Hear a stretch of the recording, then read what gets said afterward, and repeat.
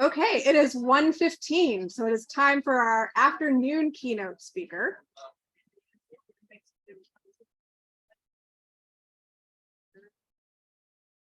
And it is my pleasure to introduce Dayton native Rosemary Pleva Flynn. She is currently the principal librarian and archivist at the Energy and Environmental Research Center Library at the University of North Dakota, where she has been employed since 2002. Prior to her position at the EERC, she was project archivist for Indiana University's Electronic Records Project. She serves as chair of the Society of American Archivists Dictionary Working Group, which publishes the online Dictionary of Archives Terminology, the Academy of Certified Archivists Regent for Exam Administration, and regularly teaches professional workshops.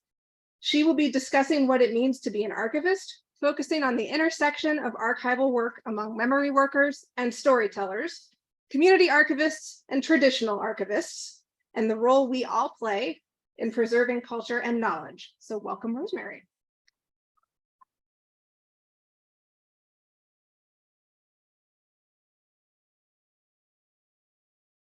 All right, thank you very much, Amy. And can everybody hear me okay?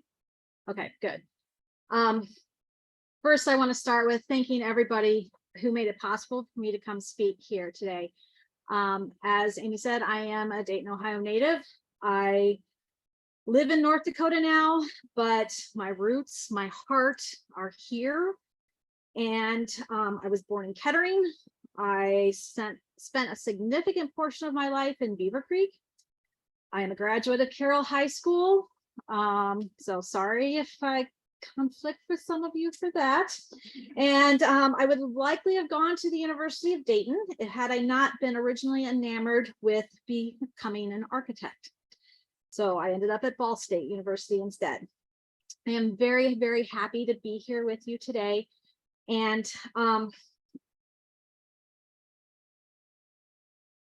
yeah, we're just going to get started. How's that? So we're going to begin with a story. So thanks to all of the changes resulting from COVID-19, the last time I stood in front of a group of people was in November 2019. I was giving the eulogy for my father, Paul C. Pleva Jr., over at St. Luke's Catholic Church in Beaver Creek. Not long before he died, there was an article in Good Housekeeping that came across my newsfeed. It's been years since I've regularly read it, so I'm not even sure why it was in my newsfeed. But it was about family stories being lost. And the gist of the article was that as a society, we are losing generations of family history because the stories are not being shared like they used to be, and how important those stories are for developing a sense of identity, your personal identity, your family identity, but also the connections, losing those connections within family structures as where that's important, but also taking that and how it applies to how we function within the world too, with the rest of humanity. So my dad was an unlikely storyteller, and pardon me if I do get a few little tears, I'm not sure. As we talked about earlier, I really appreciate it. Sometimes you do have to give yourself that space, that grace to tell stories. My dad was an unlikely storyteller, but a storyteller nonetheless. Some stories he shared were very much a step-by-step how to accomplish something. These were especially important as he taught me to do things like wire outlets and change light fixtures. And I learned from him that clarity and preciseness are very important, but sometimes a little bit of that background and the why was just as important in order to understand the necessity of doing something step by step. Other stories he shared were to share knowledge. The subjects were broad because his interests were broad. Airplanes, computers, photography, tools, gardening, the list goes on. And then finally, he had stories about his life and his experiences. And those are the stories that I miss the most. He did not only tell those stories to me.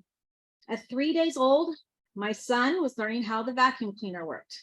Now, today, my son is sitting here in the audience with me, maybe becoming an archivist like us.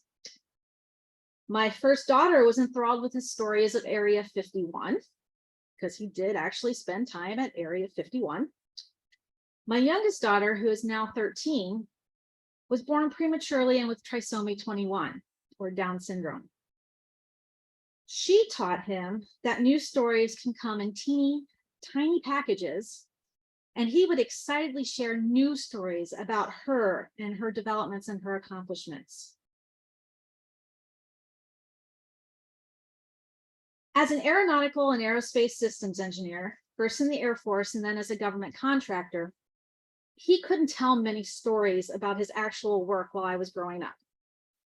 I am still learning about his early work as we've been going through his papers and his email after his death. What I do know is that he was at Vandenberg Air Force Base in the early 1960s as part of the missile programs there before coming to Dayton to attend the Air Force Institute of Technology, or AFIT. He stayed here on assignment at Wright-Patt before leaving the Air Force in 1969, when he was told he would be reassigned as a civil engineer to go build the missile silos in Minot, North Dakota. However, he was too valuable to the missile defense work he had been doing that a contractor he had been working with hired him when he was able to separate from the Air Force. A side note, we have had many, many jokes over the years about him still having to come to North Dakota, and especially in the middle of the cold, cold winters. So after my dad retired, I want to just, for completeness sake, I'm going to describe the pictures, and the picture on the left is a sequence of missile being loaded up at Vandenberg, and then eventually take off from that, and that happened all in one day. In the middle is the shield for the Strategic Air Command. That I've always find it very interesting, the stories behind the shields for the military groups and what they mean. And I'm not going to go into the whole story of this one, but their whole thing was about enforcing peace. As when we're talking about missile systems, that's not the first thing we think about, but that was part of what they were trying to do too. And then the picture on the right is my dad in 1965, one of his official pictures when he made captain. So after he retired, one of his volunteer activities was at the National Museum of the U.S. Air Force. As a docent, he worked thousands of hours answering questions in all of the different hangars. Because of that, he had clearance. He was one of the few that was able to, when they had the presidential hangar on the base after everything was shut down, that he was able to go over and continue to work over there.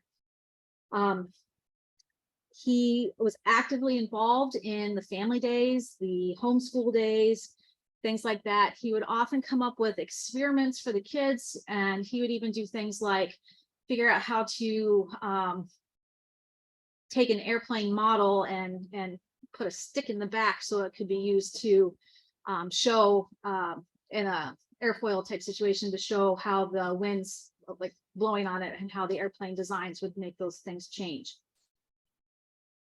He made aviation and aerospace history come alive to all of these visitors. And because things got declassified, he was finally able to talk about some of the things that he did early on, and the missile, especially the missile area and in the presidential hangar and the fourth building now. So why am I telling you so much about my father? Not only was he a part of making history, because out in Vandenberg, they were making history. I don't know, who's excited about Oppenheimer coming out this summer? I know I am. What he was doing was a direct result of the atomic age. And when you think about these connections and everything, these are such an important part of knowing where those stories are coming from and getting those people to share the stories, which we've heard about today already. So, and then he spent the latter half of his life sharing that history with people, letting them know what it was like. So he was the story, and he was the storyteller. And at the Air Force Museum, he was kind of the front line. He was the one connecting all that work that we do to everybody coming in and viewing it. And those, the exhibits are created, by a lot of different people. And there's a lot of different things that go into it. The restoration of the planes, the text on the walls, every time I go, there's a little bit, something new that I see. So he was not an archivist, but I can tell you that as an archivist, we can't do our jobs without people like him. So talked a little bit about these. The picture in the upper right, he was actually the education division's volunteer of the year. I laugh because they actually the volunteers were considered unpaid employees of the federal government. So he was an employee. And then when Lana could probably tell you about the bottom picture on the right, when the fourth hangar building was put up, the volunteers and staff were invited to sign one of the beams. And so both of my mom also volunteered there doing story hours for the children. And so they both are there, and we found their names, and fortunately we were able to go take him and see it up before he had died.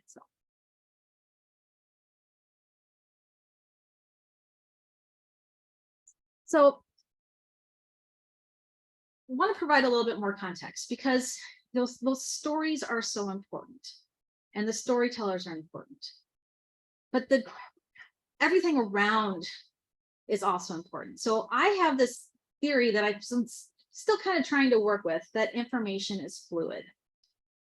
And I want to give a little bit of context about my perspective on this. I work daily as an archivist, as a records manager, and as a librarian.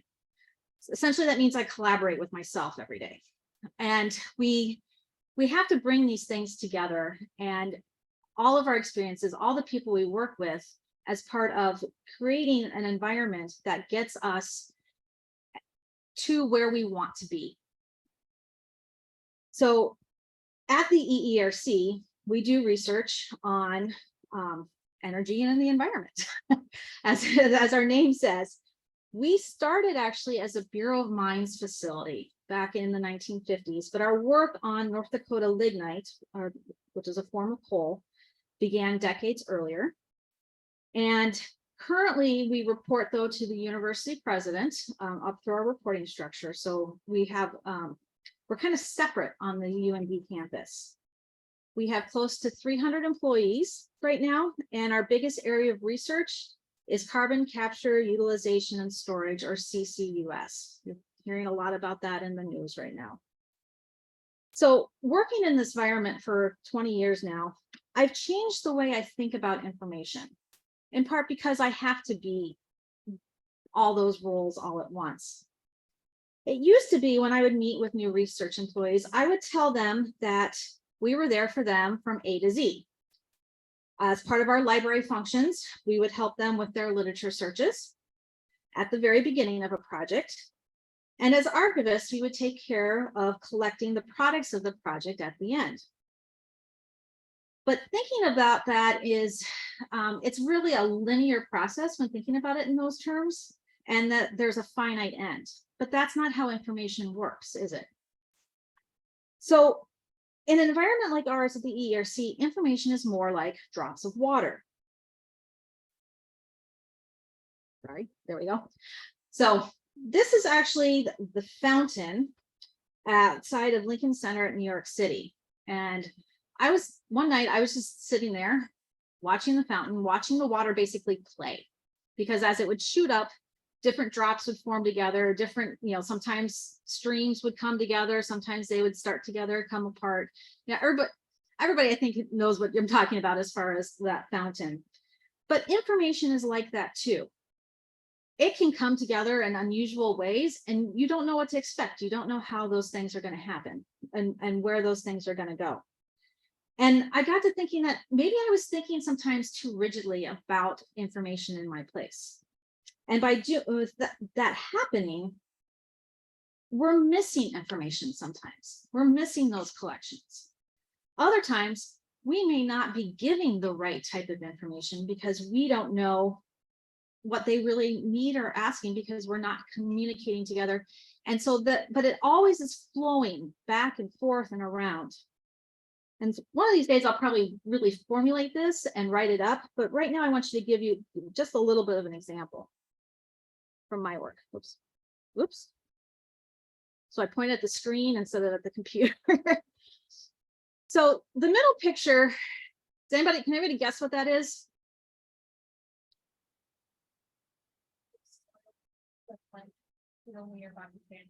Yep, it's sort of like that. It's actually coal. It's pulverized coal, which is a little bit like soil. And there's so coal has properties. And one of the things that we do is we analyze and look at the properties of coal.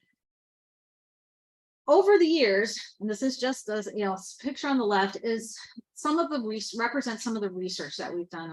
And those are we call them black lab notebooks because people will take notes in just about anything. But the black lab notebooks are those pieces of information that have been determined that need to be kept for a very long period of time. It may include raw data results. It may include observations. And it's always intellectual property. And so something that you're going to try to patent, you need to make sure is recorded into these books and that it's signed by somebody else, so that you have that I'm not going to be able to say the word today. So you have people saying that, yes, that happened and this is how it happened, so that you have that independent verification of it. Those lab notebooks and the information in that then often becomes things like, match it up because of the timing. So these are Bureau of Mines publications. They're reporting, and we still do reporting. Every single project has a report. If you've done a NHPRC grant or another grant, you've had a final report that you've done. This in our business, in our world, is the same kind of thing, those types of projects. You may also have journal articles and such that come out of it. But sometimes you don't like what you're finding, or funding gets pulled and projects end, but that data is still sitting there. And somebody may come across it later because the timing wasn't right and they can now do something with it. So, well, if I'm thinking linearly, well, it didn't happen. It didn't result in a report. Why should I save it? But that's not always the case. You do sometimes have to have that ability to say, that might be important later. So that's where that records management comes in, because, archivists, we're used to thinking that we are only dealing with the end, and records management, you're dealing with, getting it to us. And there's, even as we look at electronic records, there's not less and less of a distinction between those roles as well. So I want to make sure as an archivist that we are there collecting and preserving and providing access to information wherever the researchers are in their process, and for what future researchers need as well. The other thing is that I lead what I call a permanently active archives. And in a permanently active archives, normally you would find those in galleries or museums, where you're talking about individual items where you're having to track their provenance. But what we have is this research. We're not going to turn this over to the university archives as we would normally, if we dissolved, we would. But we want to make sure that research is available to them when they need it. And it's not uncommon for us to pull something from 20, 30, or 40 years ago, depending on what project is being worked on. And those requests can be both internal and external requests. And so we made an arrangement with the university archivist, who happened to be a graduate school colleague of mine. And we maintain the records on site at the EERC rather than transferring to the university archives. It's a win for everybody. He doesn't have the space to keep everything that we have. He doesn't have the time to provide the reference that we would need on it. And we get to provide to the researchers what they need when they ask for it, because usually they needed it yesterday. We've all had those kinds of requests, haven't we? So these stories are just kind of a way to give you a sense about, the various things that can happen with archives and archivists and the people that we're working with. So what does it mean to be an archivist today?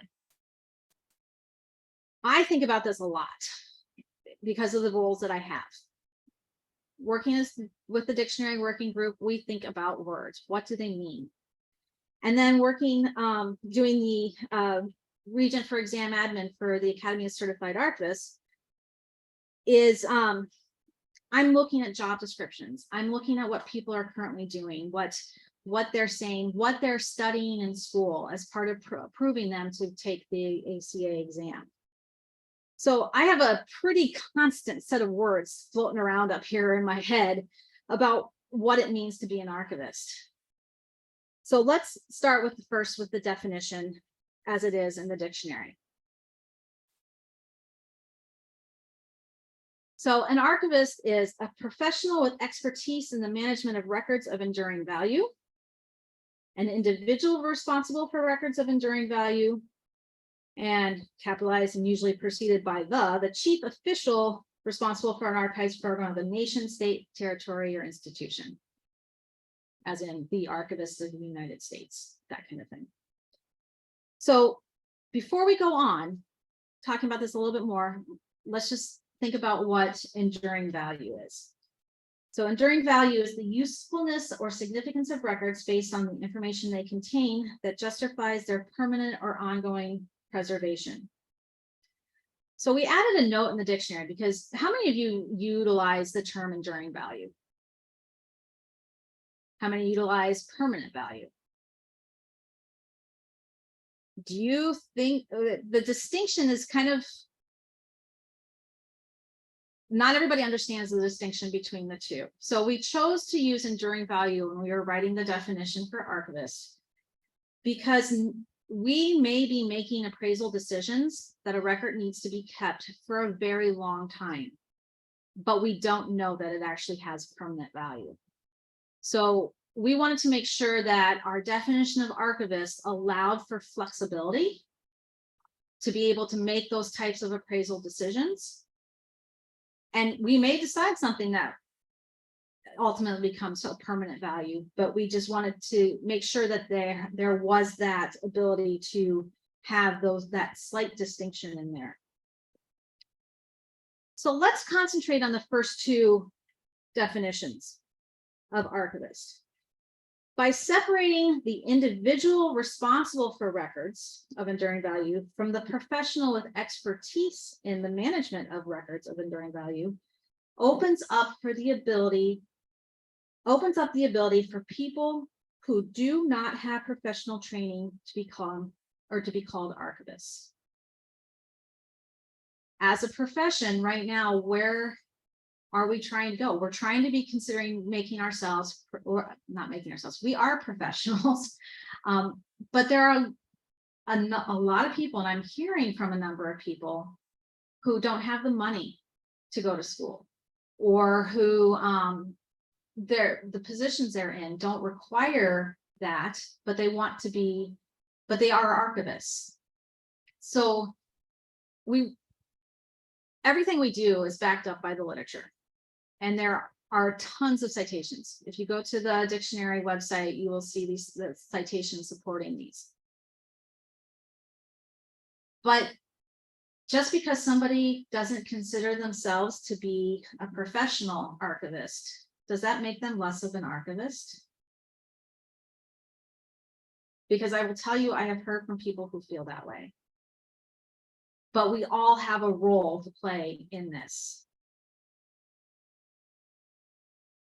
Let's define a few of our colleagues too, and how we've set up defining them in our in the dictionary. Memory workers are defined as a person who works with recorded information particularly when accompanied by a focus on supporting justice and equity and protecting others from harm. So archivists may be memory workers. Memory workers do not necessarily need to be archivists. And we'll talk about that, a little bit more about that later.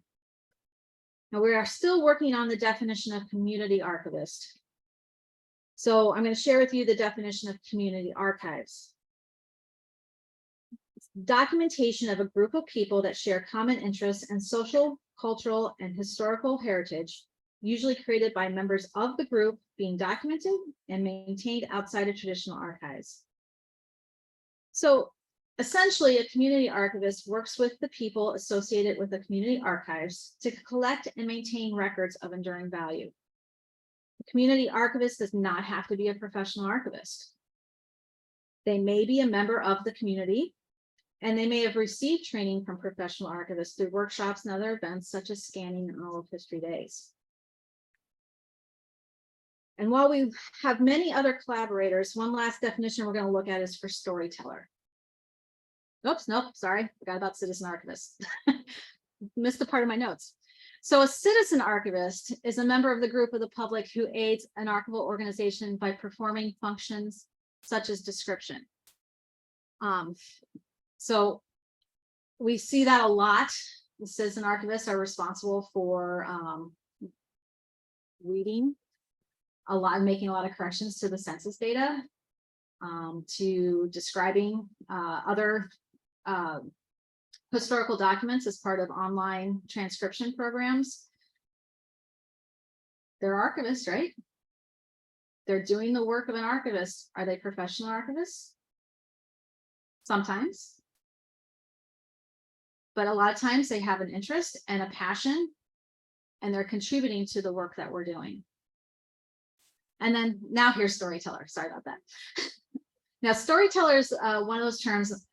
In defining it, it's not defined within the dictionary of archives terminology, because we make a very pointed effort to not define words that have a different meaning outside. Like if you can go to Merriam-Webster and find the definition is exactly the same, we don't define them in the dictionary.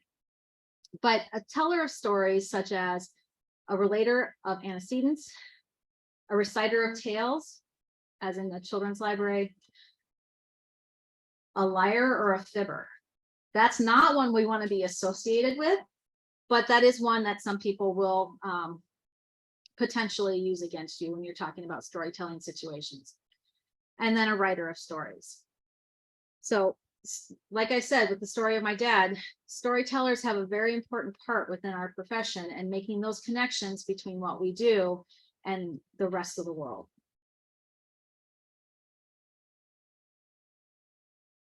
So basically, we all have a role. We all have these parts in it. We may be incorporating these things already within our job. We may have somebody on our staff who's responsible for these. I saw the title of a VP at a museum in Indiana, and her title was, she's the VP for Storytelling and Collection Development. What that to me is just such an awesome title, because it really brings out the multiple roles that we have in what we're doing. So this brings me to talking about the A-Census 2 survey. The results, the reporting on that came out last fall for the All Archivists survey. There's also an administrator survey, and the results of that came out early this year. And the data's been sent, but it's not available yet. And I'm very much waiting to see the actual data sets. So I'm going to share a couple things with you on this. This is going to be really hard to read. I apologize for that, but I wanted to get the whole chart in here so that you could see it. And I encourage you to read the reports, if the report, especially the All Archivist survey report, if you haven't read that yet. But I want to highlight a few things. That very first bar on the top is working as an archivist or a memory worker. It's an All Archivist survey. Yes, we're going to be very heavily in that. But I was actually kind of disappointed that they didn't ask the two things separately. As we were just talking about, you can be a memory worker and not be an archivist. And that would, I think we might have seen a little bit of a different result, and I would have liked to be able to parse those out a little bit more. And in these results as well, you could pick as many things as you wanted. So I find it kind of interesting that it's not 100% if it's the all archivist survey, because what that's telling me is people that are identifying as, except for the seeking employment, those two should all add up to 100. But if you are retired, are you not an archivist still? You're a retired archivist. But are you an administrator? If you're administering an archives, shouldn't you also be considering yourself in part an archivist? Because the different roles. Yeah. I'm trying to remember. It's been a little while since we had a survey, but I don't think it gave you an option. Did it? To Multiple? yeah, Did it? it did. Okay. But that's the other question I have is how many people thought they could only answer one. So we're seeing some things with the survey, and the other thing too, the survey had about 4,000 respondents that they utilized, and ONET, which we'll talk about in a little bit, estimates that there's at least 8,000 archivists in the United States, and that's just archivists, not associated professions. So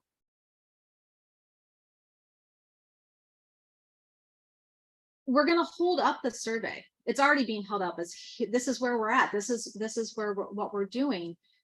And there's already some holes and questions that I have coming out of this. And like I said, I'm only highlighting some things out of it. So the top 3 things on this list, this is where we work, as in the institutions that we work in. The top 3 employers are academic institutions. Not necessarily surprised by that. Government agencies at all levels, not really surprised by that. And nonprofit organizations, not really surprised by that. And in that order. And there's roughly 10% difference between each. Yeah, each thing is, roughly 10% more. But what I'm finding when I am reviewing applications for the certified archivist exam and reviewing job descriptions, the majority of the positions in local and county level archives for government archives don't even come close to calling them professional archivists. They're usually paraprofessional positions and how they're defined.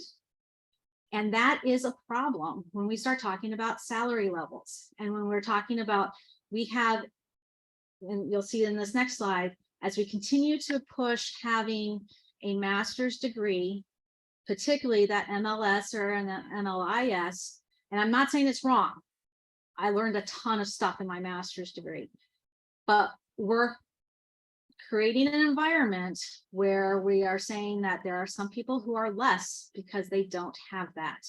And if their job isn't going to require it, how can we continue to, and I'm posing this as a question, how can we continue to make sure that we are supporting all of our archivists, no matter what their job requirements are, no matter what their educational attainment levels are. And, in North Dakota, you do an online degree or you have to go someplace else to do it. There's nothing close by. So we're talking about also the availability of those education in those classes and things like that too. So I'm going to go ahead, let's skip up to this one. And there's no thing to like, but if you notice, this is the archivist with MLS and MLIS degrees graph from it. The dark blue line in the middle of each of these is that MLS, MLIS. And as you will notice as you go through the decades, 1989 and earlier, and these are the people who are really actively retiring or have already retired, that degree was very low. You were more likely to have if you're going to have a master's, it was going to be a master's in history. And that's still the case many times if you're going to have a master's, but it's those were there. But we had a lot of people working in records. We had a lot of people working in archives, a lot of people working in local historical societies. And in 1990 to 99, it's still roughly the same percentages. Not a whole lot changed. But by the time you hit 2000, I earned my degree in 2000, you were already starting to see that requirement, particularly in academic institutions, to say you needed to have a master's degree from a library school. And then 2010 to 2021, 58% of us, or 58% had earned their degree in that time. So what are we doing to the profession?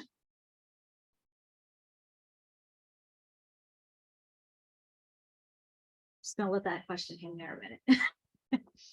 So the Academy of Certified Archivists is right now undertaking what's called a job analysis. So if you're not familiar, we've got a lot of CAs in the room. I love hearing about so many CAs and talking with people about it. But become a certified archivist isn't for everybody, and that's perfectly fine too. But one of the things that we're doing is looking at what does it mean to be an archivist in 2023 and for the next decade or more. Because think about how much has changed about our jobs. Microfilm. Who uses microfilm now? You're counting. You know, there's a lot of records still on microfilm, but the big push right now is to digitize them, to make them more accessible. We've got record formats that people have never even seen. Punch cards. Okay, how many know what a punch card is? Oh, awesome. This is a better room than I thought. We've got boxes of punch cards at work. Of course, they're not worth anything to us if we can't read them anymore. I want to do like a bridge building contest to see how I work with engineers. Let's see what you can do with a punch card now. But there's obsolete formats. Well, a lot of people think everybody still needs to know that. That's not true. We have a whole new set of things that we need to know. So that's what we're going to do and try and find out. But that's just starting. So how do we define what archivists are supposed to do? If you were working on a job announcement today and you had to come up with a whole new job description, how would you go about doing that?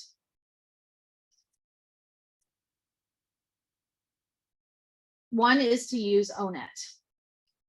6 to 8 months ago, a lot of the organizations were asked to spread to their membership that ONET was going to be doing a review of archivists, and they also reviewed librarians and they reviewed document management specialists and such too. That it was the time to look at all those categories. So they put out a call. You were supposed to fill out a form, your name would get passed on, and maybe you got a phone call to do the interview with them. And they don't tell you how many people they interviewed. They don't tell you where they came up with all of their information. They comb the websites and everything. They follow what the job ads look like as well to do this. And then they talk to people. So you can find all of this online. It's an online database, and it's defined by the U.S. Department of Labor, and everything shows it was last updated in 2023. And as we saw through the ACE Census report, overwhelmingly respondents say that a master's degree is required. It's like 81%. But what that does is that places it in the job zone 5, extensive preparation needed. And that is the same job zone that doctors fall under.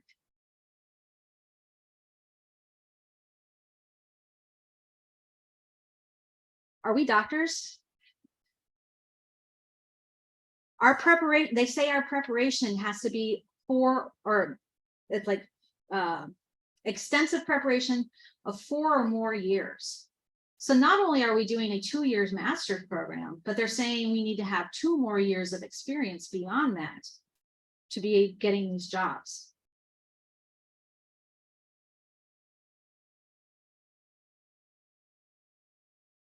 Just going to leave it. So again, there's a lot more information that I'm not covering on the site about the site and what they're saying. They provide lists of activities, they provide tasks, they provide like what you should know, all that kind of stuff on there because it is the Department of Labor site. But utilizing different, oh no, sorry, I forgot about the slide. ONET tells us our outlook is bright. Do you feel bright right now? I'm sounding really pessimistic, but we're coming off of times when we have had a lot of furloughs, a lot of layoffs. While the job market is actually looking better, is it bright? I'm not willing to put it there yet, but they say all information professions, the outlook is bright. So just keep that in mind. But they also say there's in the next decade, there's going to be another 1,100 new jobs. They don't say if those 1,100 new jobs are because 1,100 people retired or were laid off or anything like that. So, but utilizing different information from the U.S. Bureau of Labor and Statistics. And I'm going to explain this graph just a little bit and the colors. So Indiana is kind of that purplish bottom line. Michigan is the lighter blue line. Ohio is kind of that greenish yellow line. Pennsylvania is the orange line. And the US average is kind of that, it really is more of a deep red line, deep red purple line, but every monitor displays it differently. So that's the one that's kind of, because it's the mean and because it's national, it goes a little bit more solidly across. So what the raw data is telling us, sorry, I can't. What the raw data is telling us is that our mean income does appear to be going up. It starts here in 2004, and this data goes through 2022. Kentucky's not included because I was trying to include everything around Ohio. Kentucky's not included because there was no data for it, or the data wasn't reporting. But this chart shows you what it is when it's been adjusted for inflation. This is in 2022 dollars, what that means. Look at the US line. We haven't gone up for our mean in the last 20 years. So we're not, requiring that master's degree is not helping us progress in terms of pay. And which is an extremely important thing for us to know. At best, we're keeping up with inflation.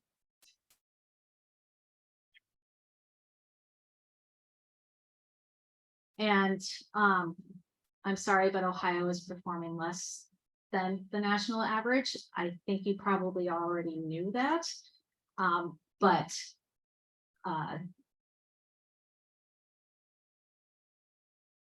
sorry, Terrence, Indiana's performing worse. So, and just to show you a different view with this, with the same data set right now, that blue dot is Ohio, and all the other dots in each year are each state within the United States plus the territories. Yes, go ahead. Are we seeing a decline from 2021, 2020, or whatever that is, 2021 to 2022 due to retirement? That's the only thing I can think of. That decline is also in part because of, that includes the COVID pandemic and all the furloughs and everything too. Got it. So what's going to be interesting is trying to track this for the next 5 years. Yeah. How are we recovering? So just the very top is Washington, D.C. It's where our highest paid archivists work and live. And then the very bottom is Puerto Rico, just to kind of give you your bookends on for this look at this one. So this information here, I said it's based off of data from the U.S. Bureau of Labor Statistics. And it's part of some initial research that we are undertaking to understand the economic reality of archivists and others in the cultural heritage sector. So David Flynn, both my co-author and my husband, who is conveniently an economist, who specializes in using demographic techniques to examine complex economic questions.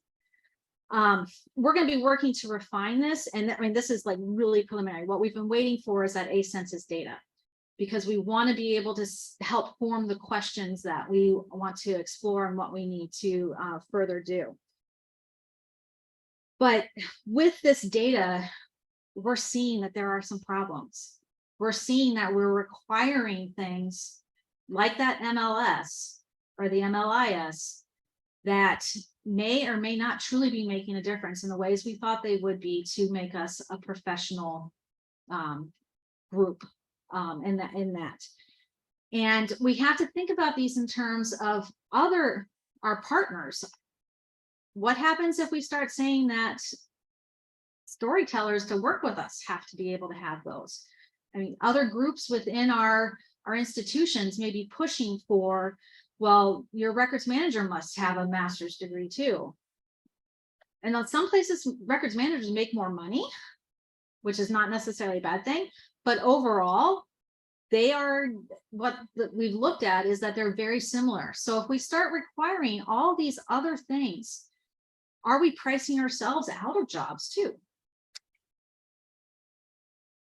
So a little bit more on that in a bit.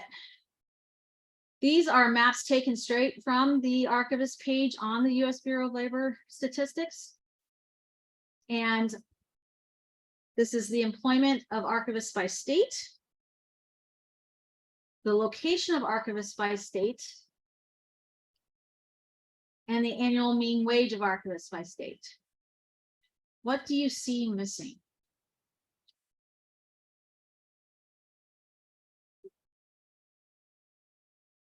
Oh, I'm at time already. Oh my goodness. I thought I wasn't going to have enough.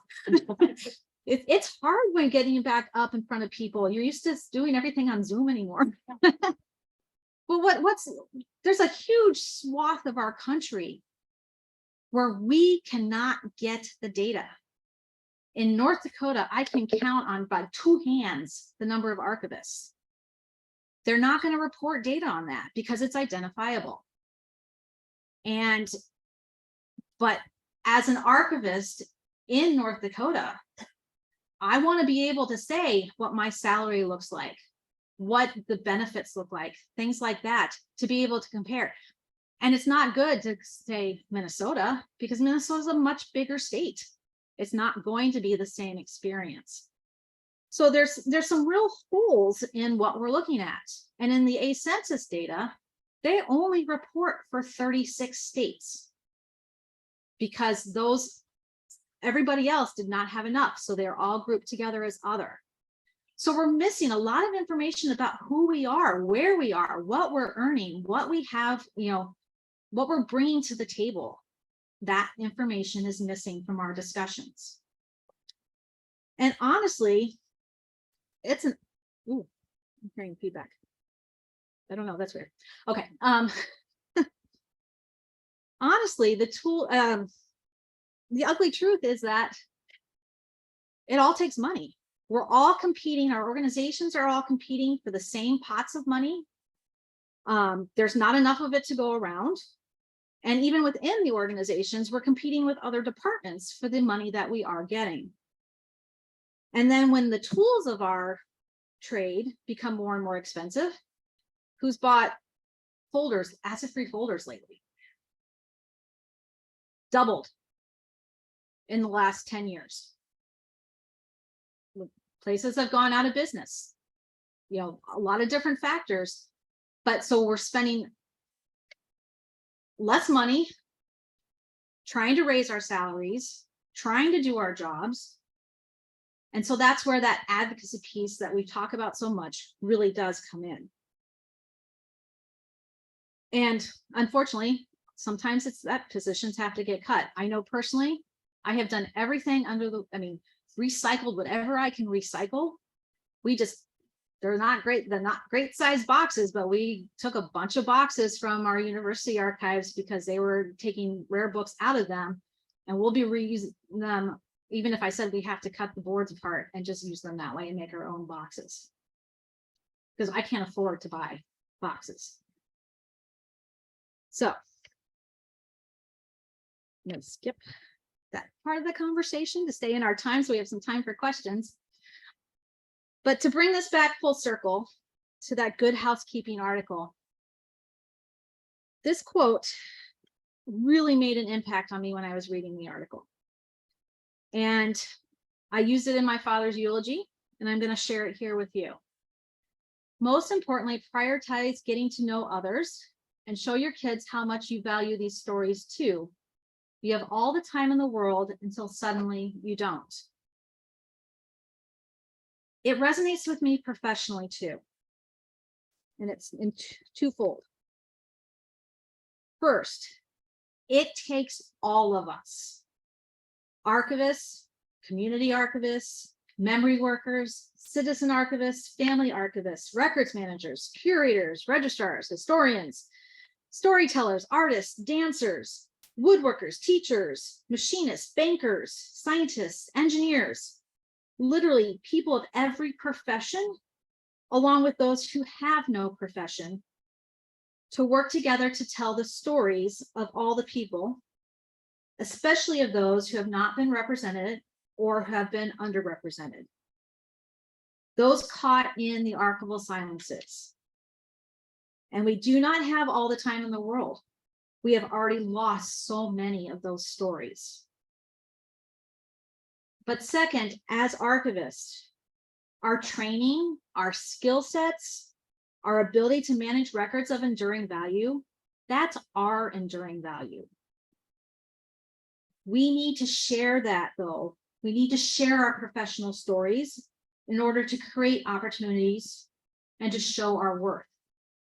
And we need to spend more time effectively justifying our own permanent and ongoing preservation as a profession. And in doing so, we help all of our colleagues in the cultural heritage sector, just as their efforts to help us, just as their efforts help us. So start today, get to know each other, come to conferences like this, network with each other, follow up with somebody when you've made that connection. Share what our enduring value is to the world. And we'll leave it at that. Well, there we go. Yeah. And there's my contact information. If anybody wants to take pictures of the things cited, this is the resources used too. So I'll leave that up there. And then you go back. We're gonna do questions real quick. We have about 5 minutes, I think. Yep, 5 minutes for questions, so get them in now. Anything? Anything on the Q&A, Melissa? Yeah, in a second. Right. Computer time. In the middle of the- Of course. Oh. Here, I'll let you stand there and I'll go over there with this. Hi again. Hi. So I love everything you had here. We've been looking at a lot of different statistics too for, I know SAA has been doing a lot of that work. Nagara, we've also been looking at a lot of these things because we're also trying to look at the equity of what it means to be a archivist. How can we not necessarily change the profession, but make it more inclusive? Mhm. And that also deals with not just the diversity, but we're also dealing with, the wage discrepancies. And, we're looking at our, like, just for example, for Nagara statistics, 51% of our membership is local government. Mhm. And you know what most of those people don't have? They don't have master's degrees. but a lot of them are still considering themselves either records managers or archivists. And so we're looking at a lot of that as well. And, you know, we're asking them to do the same work that as an MA, who 10 years ago, when I looked at jobs that were archives jobs, half of them I couldn't even apply for because they wanted an MLIS. And my degree is just as important, or just as my public history master's is just as good as an MLIS. So I think what you guys are doing here is great. And I'm very curious to see how the CA, who two-time failure here with the CA, haven't taken it since. I think I've done pretty good for myself. But I mean, I'll be very interested to see what you guys come up with, because I know for a long time, I know people who would have taken that exam in 2 seconds, have barely a bachelor's, and would have gotten probably a 95 on that exam. So I'm very curious to see what happens with your guys' statistics and what your findings are. I didn't really have any comment, but No, I can add some more to that, to the discussion. So this is not an official ACA platform. I'll just say that right now. I am a firm believer that the CA exam and qualifying for the CA exam should be removing that master's. I think you should get credit for your time, I mean, because that is professional training. But there should be a length of time that you've worked. After you've worked that length of time, maybe keep it as a bachelor's, just so that there is that not just the high school degree, because there is a difference sometimes there, although not always. But keep that bachelor's degree with a certain amount of required work experience. Master's degree would knock off some years of those work experience. But if we truly want to professionalize the profession, requiring that master's degree doesn't do that. Getting more people to be able to take the CA exam and show that that is a professional qualification where you got a certifying body, much like professional engineers or we require our teachers to take certification exams. Let's rethink how we are doing this.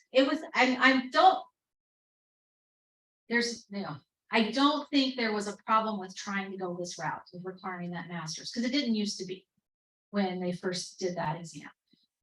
We got to try stuff, right? If we don't try things, we're not gonna, we're not gonna cure cancer. Our collections might help cure cancer, but if we don't try things, if we don't try to look at new ways of doing things, we're not going to keep relevant. We're not going to help the profession and help the people in the profession. So that's my personal stance. If I run for president, you've all heard my platform. But we really have to do this. Honestly, though, I just read an application, somebody's job description for an academic institution, which is typically the ones where you see that master's degree required. The job description actually started a paraprofessional position requiring a master's degree and 2 years of experience to apply for it. There's a huge misunderstanding across the board about what we do. And if we don't get our administrators, if we don't get our local government, if they don't understand, if we're not selling this, we're not going to get that. So.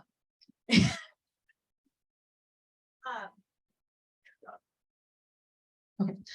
No, I'm just kind of backing up I'm looking right now at the possibility of another position, and I was looking at it's a digital preservation specialist. Mm-hmm. So, of course, back in that archives, they're dealing more with the digital, more digital, etc.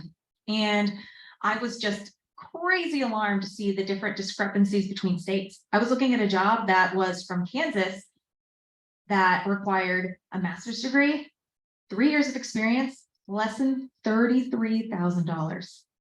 That's insane. Yeah. And what do we do? How do we fix this? I mean, obviously we need to advocate for the positions and why it's so important, but it's just alarming to see. Yes. And I will be following up with you later because I want to take your new position as NAGARA president in a few days or a few weeks. But it is, and some of these graphs were because I asked my husband, what do the numbers look like when we adjust for inflation? I mean, he does this work constantly, looking at other professions, and the way I asked the question, he hadn't thought about it in those terms.